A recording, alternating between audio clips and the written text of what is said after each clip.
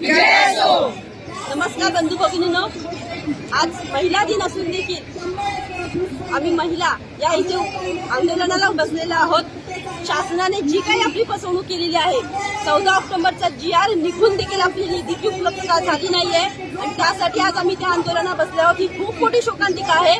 ज्या शाहीने जो GR लिहिला गेला ती शाही आम्ही शासनाला फासू शकत नाही, कारण आम्ही शिक्षक आहोत. आम्ही आमची नैतिकता विसरू शकत नाही. आमची नैतिकता आम्हाला परवानगी देते. ती शाही आज आम्ही आमची स्वतःला फासून घेतलेला आहे आणि हा जागतिक महिला दिवस आज काळा दिवस म्हणून आम्ही साजरा करत आहोत. शासन जोपर्यंत जी निधीची उपलब्धता करत नाही तोपर्यंत आम्ही अशाच प्रकारे आंदोलन करत राहणार आहोत. त्यामुळे शासनाने या गोष्टीचा विचार करावा, नाहीतर या पुढची स्टेप जी असेल ती अतिशय भयानक असेल आणि त्याला संपूर्ण जबाबदार शासन असेल. एवढंच मी शासनाला सांगू इच्छिते.